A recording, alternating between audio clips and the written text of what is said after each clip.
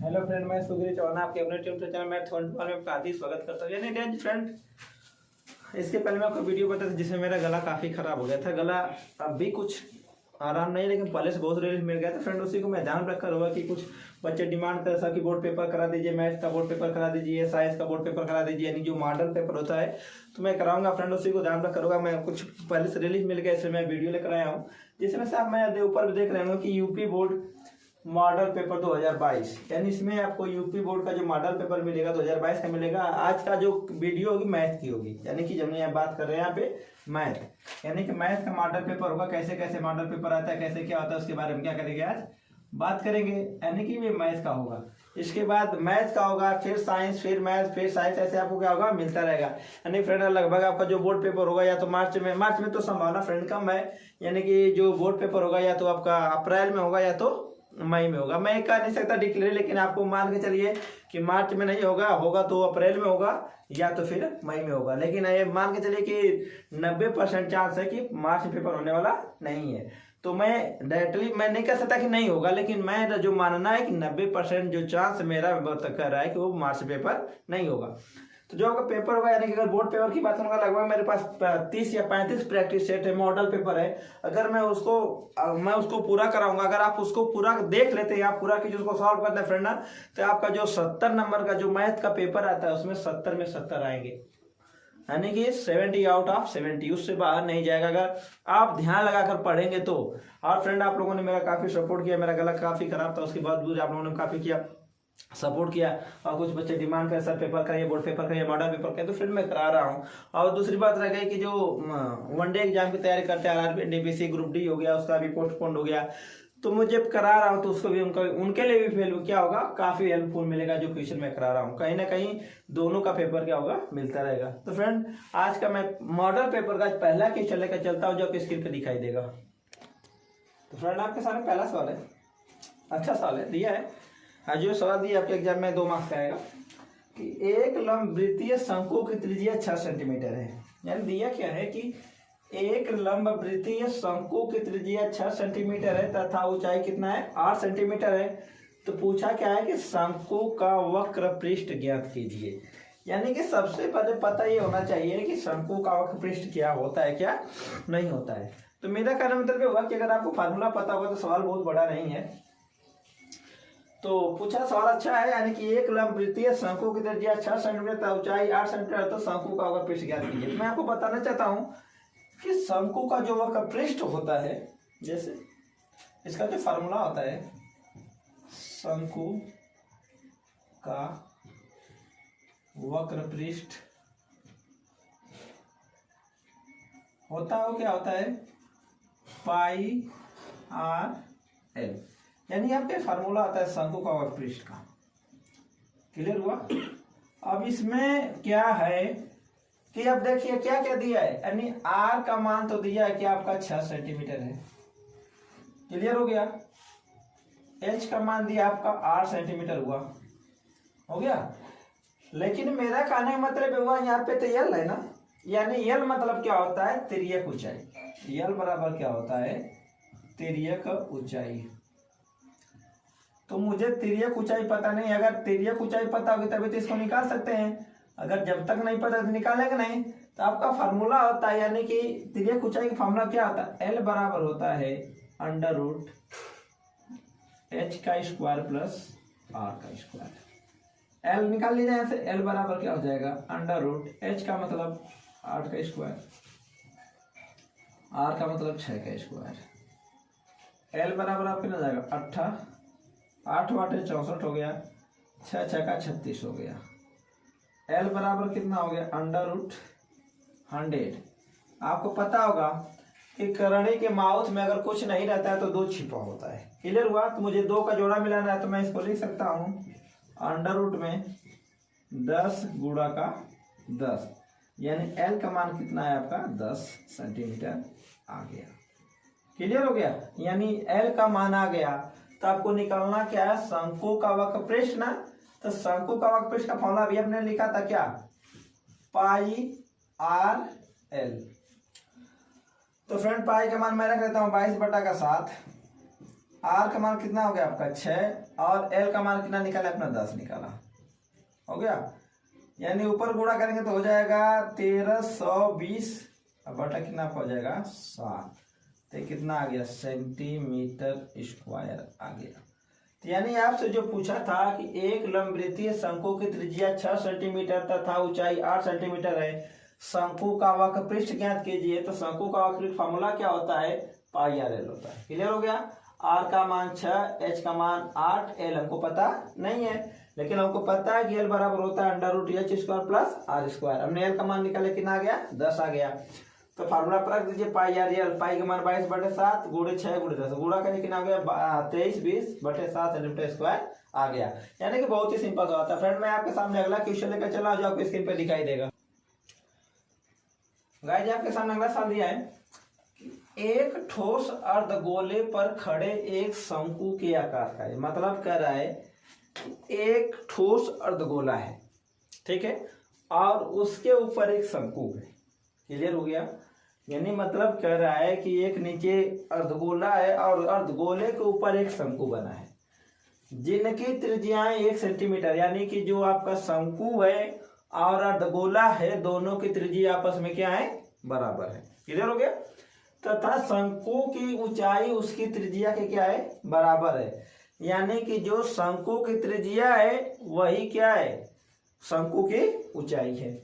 तो पूछा क्या है कि इस ठोस का आयतन पाई के पदों में ज्ञात कीजिए। फ्रेंड ये जो सवाल होगा आपका एग्जाम में 4 मार्क्स का आएगा। क्लियर हो गया। मैं आगे 4 नंबर भी लिख दिया। तो मतलब पूछा क्या है कि इस ठोस का, पहले फिगर ड्रा कर लो तो उसके बारे में बात करते हैं। मान लीजिए ये अर्धगोला आपका हो गया, और उसके ऊपर एक शंकु बना है ऐसे, हो गया। तो ये शंकु की हाइट होगी और ये आर। क्लियर हो गया। यानी इसमें जो यच, ये क्या आपका हो गया, यच हो गया, सॉरी ये क्या हो गया आपका एच हो गया, और ये क्या हो गया आपका आर हो गया। क्लियर हो गया। तो यानी पूछ रहा है कि ये पूरा जो ठोस बना है ना, यानी कि नीचे अर्धगोला बना है, ऊपर क्या बना है, शंकु बना है। पूछ रहा है कि इसका टोटल आयतन कितना होगा। आयतन देखते हैं, बात करते हैं, थोड़ा सा हम बात कर ले। यानी कि जो आर है, यानी कि शंकु की त्रिज्या, शंकु की त्रिज्या बराबर कितना, बराबर अर्धगोले की त्रिज्या, अर्धगोले की त्रिज्या, यानी बराबर आपका कितना हो गया, दिया क्या है 1 ना, तो 1 हो गया 1 सेंटीमीटर। यानी मेरा कहने का मतलब ये हुआ कि शंकु की त्रिज्या और गोले की त्रिज्या भी कितनी है, 1 सेंटीमीटर है। फिर कह रहा है कि शंकु की ऊंचाई इसकी त्रिज्या के बराबर है। यानी कि मैं कह सकता हूं कि जो यच है वो आर के क्या है, बराबर है। तो यच बराबर आर, यानी भी क्या है, आपस में क्या है, 1 है। यानी मैं लिख सकता हूं कि एच बराबर भी कितना आपका 1 है। अब आपसे पूछ रहा है इस ठोस का आयतन पाई के पदों में क्या करना है, आपको ज्ञात करना है। करना क्या है आपको, कुछ नहीं करना, बता रहा करना आपको है शंकु का आयतन, शंकु का आयतन प्लस अर्धगोले का आयतन, अर्धगोले का आयतन हो गया। आपको पता होगा शंकु का आयतन क्या होता है, 1/3 पाई आर स्क्वायर एच होता है, प्लस अर्धगोले का आयतन क्या होता है, 2/3 पाई आर क्यूब होता है। क्लियर हो। जो मान रखना मान रख दीजिए, 1/3 पाई को चेंज नहीं करना, क्योंकि पाई का मान पाई में गुड़े, आर का मान 1 का स्क्वायर गुड़े एच का मान में कितना है, 1 है, प्लस यहाँ भी 2/3 पाई का मान कोई चेंज नहीं करना, गुड़े आर का मान कितना, 1 का क्यूब, तो 1 का क्यूब। क्लियर हो गया। यानी आपको चेंजिंग नहीं करना है, यानी 1 की जितने भी पावर कर लीजिए 1 आएगा। तो ये आपका कितना हो जाएगा, पाई/3 हो जाएगा। क्लियर हो गया। यहाँ भी मतलब वही हुआ तो कितना हो जाएगा 2 पाई अपन कितना हो जाएगा 3 हो जाएगा। क्लियर हुआ। अगर आपको भिन्न पता होगी अगर हर बराबर तो अंश को क्या किया जाता है जोड़ लिया जाता है। तो पाई और 2 पाई कितना हो जाएगा 3 पाई। तो हो जाएगा 3 पाई बटे कितना हो जाएगा आपका 3। तो 3 से 3 क्या हो जाएगा कैंसिल हो जाएगा। तो जो आपका आंसर कितना आएगा पाई सेंटीमीटर का क्यूब आएगा। क्यों पाई है क्योंकि यहाँ पे लिखा है कि ठोस का आयतन पाई के पदों में क्या करना है आपको ज्ञात करना है। तो मैं एक फिर बार आपको समझा देना सवाल को अच्छे से। कह रहा है कि एक ठोस अर्धगोले पर खड़े एक शंकु के आकार का यानी कि कह रहा है कि एक ठोस अर्धगोला है और वह किस पे उसके ऊपर क्या है एक शंकु बना है जिनकी त्रिज्याएं समान है मतलब जिनकी त्रिज्या आपस में बराबर है और वो भी कितना दिया 1 सेंटीमीटर दिया है तथा शंकु की ऊंचाई उसकी त्रिज्या के बराबर है। यानी कह रहा है कि जितनी शंकु की त्रिज्या है उतनी ही क्या है ऊंचाई है। तो पूछा क्या है कि ठोस का आयतन पाई के पदों में क्या करना है आपको ज्ञात करना है। ये आपका फिगर बन गया है सवाल है। शंकु की त्रिज्या बराबर गोले की त्रिज्या 1 सेंटीमीटर ये बराबर 1 होगी। क्लियर हो गया। तो इसमें वो कह रहा है शंकु का आयतन प्लस अर्धगोले का आयतन। शंकु का आयतन क्या होता है 1/3πr² प्लस गोले का आयतन क्या होता है 2/3πr का क्यूब। मान रख दिया दोनों क्यूब लेकिन आ गया पाई सेंटीमीटर क्यूब आ गया। यानी फ्रेंड बहुत सिंपल सवाल था। ये भी 4 नंबर का। फ्रेंड मैं आपके सामने अगला क्वेश्चन लेकर चल रहा हूँ जो आपके स्क्रीन पे दिखाई देगा। आपके सामने अगला सवाल एकदम सिंपल सवाल। इसको लेकर बहुत बच्चे कंफ्यूजन है सर क्या करे क्या नहीं करे। करना कुछ नहीं है जैसे मैं बता रहा हूँ वैसे करो एग्जाम में 4 मार्क्स मिल जाएंगे। दिया है कि यदि tan 2a बराबर काट a माइनस 18 अंश जहाँ 2a एक न्यून कोण है तो a का मान ज्ञात कीजिए। ठीक है। तो इसे बताने से पहले मैं आपको कुछ फार्मूला लिखा दे रहा हूँ उसको नोट कर लीजिए। इधर मैं लिखा दे रहा हूँ क्या होता है। उसके बाद सवाल बहुत सिंपल है। आपको पता होगा कि साइन 90 अंश माइनस थीटा बराबर क्या होता है कॉस थीटा। फिर अगला फार्मूला होता है कास 90 अंश माइनस थीटा बराबर क्या होता है साइन थीटा। ध्यान रखिएगा। उसके बाद होता है tan 90 अंश माइनस थीटा बराबर होता है कॉट थीटा। उसके बाद होता है कॉट 90 अंश माइनस थीटा बराबर होता है tan थीटा। फिर उसके बाद होता है सेक 90 अंश माइनस थीटा बराबर क्या होता है कोसेक थीटा। उसके बाद होता है कोसेक 90 अंश माइनस थीटा बराबर क्या होता है सेक थीटा। चलो यानी कि जो ये सवाल होगा इन्हीं फार्मूले बेस होगा। ठीक है।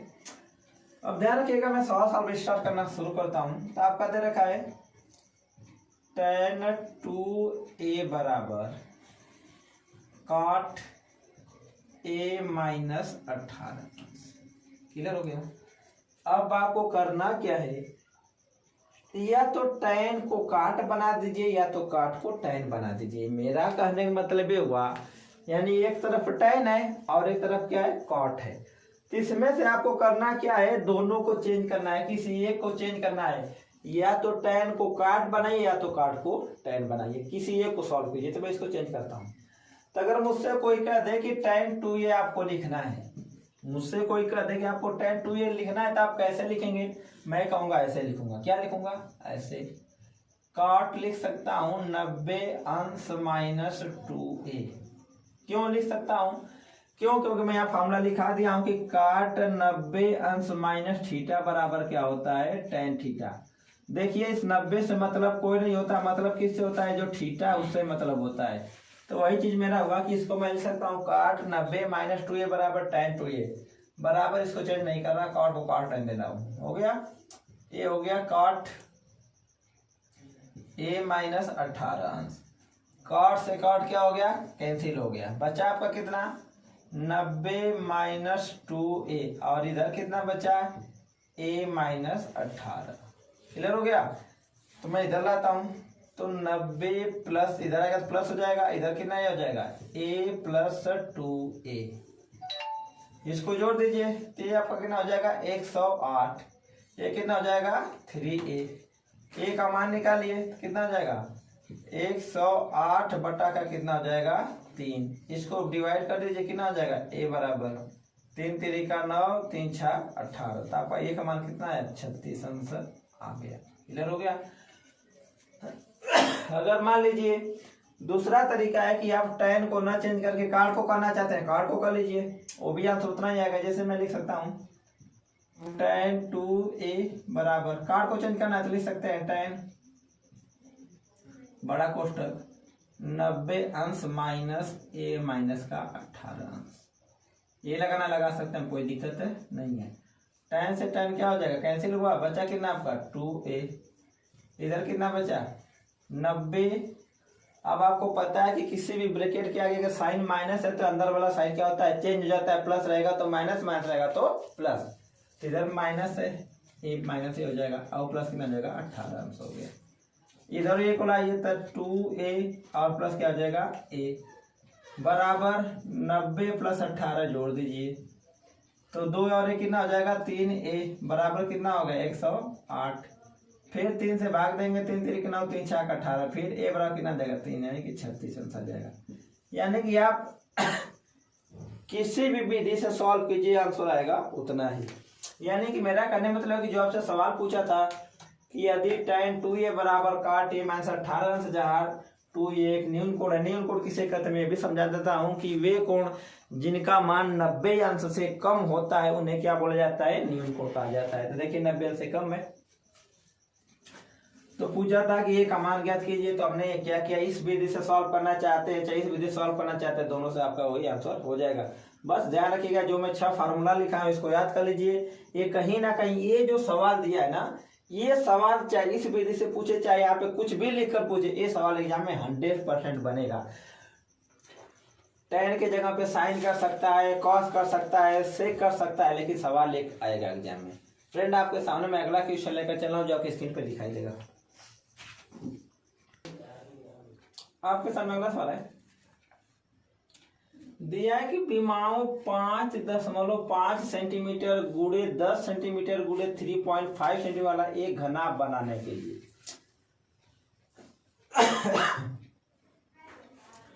घनाभ बनाने के लिए 1.75 सेंटीमीटर व्यास और 2 मिमी मोटाई वाले कितने सिक्कों को पिघलाना पड़ेगा। तो मैं ये सवाल बताने से पहले मैं आपको कुछ इसका पॉइंट बताना चाहता हूँ कुछ क्या क्या होता है। अब ध्यान रखिएगा कि अगर ऐसे कभी भी एग्जाम अगर सवाल एग्जाम में ऐसे सवाल कभी भी अगर आ जाए तो आपको करना क्या है कि बच्चे कंफ्यूज हो जाते कर दे क्या। मैं आपको एकदम सीधे हिंट दे रहा हूँ कि आपको क्या करना है कि दोनों का आयतन निकालना है और आपको कुछ नहीं करना है। क्या करना है दोनों का आयतन निकालना है। क्लियर हो गया। अब दूसरा पॉइंट ये फंस जाता है कि बच्चे कहते सिक्का है,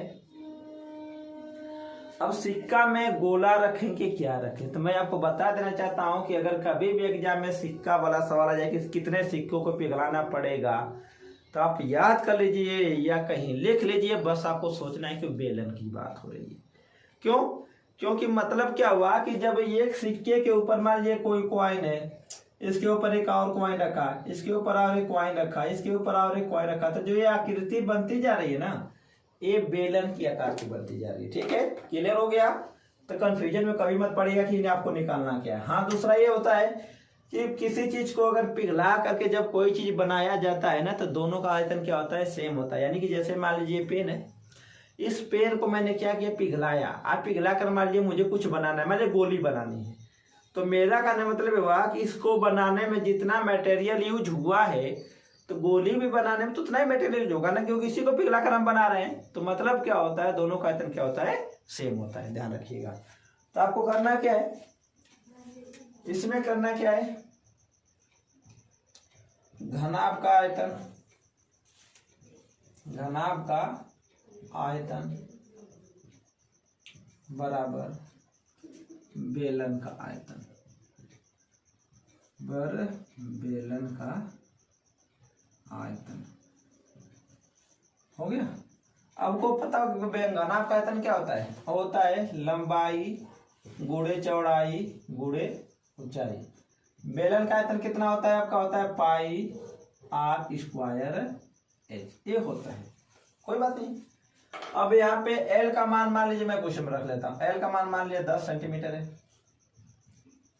बी आपका मान लीजिए 5.5 सेंटीमीटर है, एच मान लिया आपका 3.5 सेंटीमीटर। मानने के लिए आप कुछ ही मान लो, कोई दिक्कत है होने वाली नहीं है।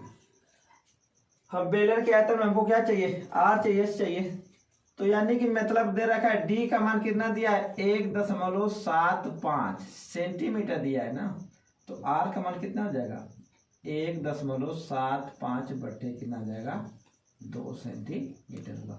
यानी कि मतलब हुआ कि जो आपकी त्रिज्या होती है व्यास की क्या होती है, आधी होती है। और आपका एच कितना दे रखा है 2 मिमी दे रखा है ना, हमको मिमी को किस में चेंज करना है, सेंटीमीटर में, और मिमी को सेंटीमीटर में चेंज करने के लिए हमेशा 10 से क्या किया जाता है, भाग दिया जाता है। हमको पता है कि 1 सेंटीमीटर बराबर होता है 10 mm, तो आपको करना क्या है कि हमेशा अगर मिमी में सेंटीमीटर चेंज करने के लिए 10 से क्या करना है, डिवाइड करना। हो गया, रख लीजिए फार्मूले पे, एल का मान 10, इसका मान 5.5 गुणे कितना 3.5 बराबर पाई का मान कितना होता है 22/7, आर का मान कितना 1.75/2 का क्या कर ले होल स्क्वायर, एच का मान 2/10।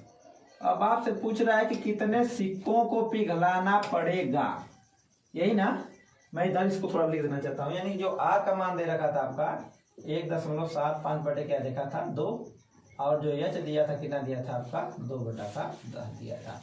तो पूछा क्या है कितने सिक्कों को पिघलाना पड़ेगा, मैं मान लेता हूं कि 1 सिक्के पिघलाना पड़ेगा, माना ए सिक्के पिघलाने पड़ेंगे, ए सिक्के पिघलाने पड़ेंगे बस। अब यहाँ पे क्या कर दीजिए, ए से गुणा कर दीजिए, क्लियर हो गया, रखिए। अब ध्यान रखिए कभी भी ऐसे सवाल आ जाए तो गुणा कभी मत कीजिए, करना कुछ नहीं, बस ध्यान रखिए मैं बता रहा हूं आपको। आपका 10 गुणे, इसको मैं लिख सकता हूँ 55/10, क्यों 10 बाद 1 अंक है, गुणे 35/10। अब आपसे दिक्कत होगी कि सारे 10 कहाँ से आया, 10 इसलिए आया कि दशमलव के बाद जितना अंक होता है 1 लिखो, उतना नीचे 0 बढ़ा दिया, खत्म, बाद में उतना ही आ जाएगा, बराबर 22/7 गुण हो जाएगा 175 कितना 200, क्योंकि दशमलव के बाद 2 अंक है, 2 बार 175 200 गुणे कितना 2/10, गुणे कितना जगह आपका ए हो गया, बस ध्यान रखिएगा। मैं 10 से 10 इसको उड़ा दिया, कैंसिल हो गया, इस 10 से इस 10 को काट दिया, हो गया। अब ध्यान रखिएगा, आपको पता है कि 11 दूना 22 होता है और 11 पाँचे 55 होता है, हो गया, और 35 पाँचे 175 होता है, कैंसिल हो गया। अब आपका बचा रहा इधर 7 से भाग दे सकते हैं, इसमें कितना हो जाएगा 7 दूना का 14, 7 पाँचे का 35, हो गया। इस 2 से ये 100 कट जाएगा, और इस 2 से ये 100 कट जाएगा, फिर 25 से कट जाएगा 100, 25 चौका 100, इधर कुछ नहीं बचा तो 1 बचा, बराबर ऊपर क्या बचा, कुछ नहीं, ए बचा, और नीचे क्या बचा 4 गुणा का 100 बचा, तो 1 बराबर कितना हो जाएगा 1/400। तो जो ए का मान कितना है आपका आ गया 400 आ गया, यानी कितने सिक्के पिघलाने पड़ेंगे आपको 400 सिक्के पिघलाने पड़ेंगे। हाँ मैं जानता हूँ थोड़ा सा यहाँ कुछ लोगों को काटने में दिक्कत होगी, तो फ्रेंड आपको पता चाहिए कि गुणा भाग तो आपको आना ही चाहिए। तो मेरा कहने मतलब हुआ कि जब से सवाल पूछा था कि विमाओं 5.5 सेंटीमीटर गुणे 10 सेंटीमीटर 5 सेंटीमीटर वाला एक घना बनाने के लिए सेंटीमीटर का और 2 मिमी की मोटाई वाले कितने सिक्कों को पिघलाना पड़ेगा, तो हमने माना। तब से ध्यान रखिएगा कि ऐसे कभी सवाल है तो आपको क्या करना है, आयतन निकालना है। तो फ्रेंड देख रहे हैं इसका सवाल हो गया। तो फ्रेंड मैं आज बस इतना रखता हूँ, और मैं फ्रेंड ने 4-5 क्वेश्चन कराया मैं, यानी कि मेरा कहने मतलब है कि इसमें एमसीक्यूज भी है, तो एमसीक्यूज में नहीं करा रहा हूँ, अगर आपको लोग डिमांड होगी तो एमसीक्यूज भी कराऊंगा। तो 4-5 क्वेश्चन मैं आज कराया, मैं आपको कराऊंगा। थोड़ा सा गला भी ठीक नहीं है, गला भी सही है। तो फ्रेंड मैं डेली बाय डेली आपको एक वीडियो मिलेगा, मेरा वादा है, यानी कि आपका बोर्ड पेपर स्टार्ट होने से पहले मैं आपको पूरा प्रैक्टिस सेट करा दूंगा। तो फ्रेंड अगर आप हमारे चैनल पे, हाँ एक चीज और आप लोगों से, आप लोग सपोर्ट नहीं करते फ्रेंड, अगर आप सपोर्ट करना चाहते हैं तो फ्रेंड बस आपको कुछ नहीं करना है, मेरे चैनल को सब्सक्राइब कीजिए, सब्सक्राइब करके मेरा सपोर्ट कीजिए। अगर आप लोगों को सपोर्ट करेंगे तो मैं आगे बढ़ूंगा, उसके लिए फ्रेंड आप लोग का बहुत ही आभारी रहूंगा। तो फ्रेंड बस मैं आज के लिए बस इतना ही रखता हूँ। और आपको जो अगली वीडियो मिलेगी ऐसे ही बेस्ट पूरा मिलेगी। तो फ्रेंड बस आज इतना ही, तब तक के लिए जय हिंद जय भारत।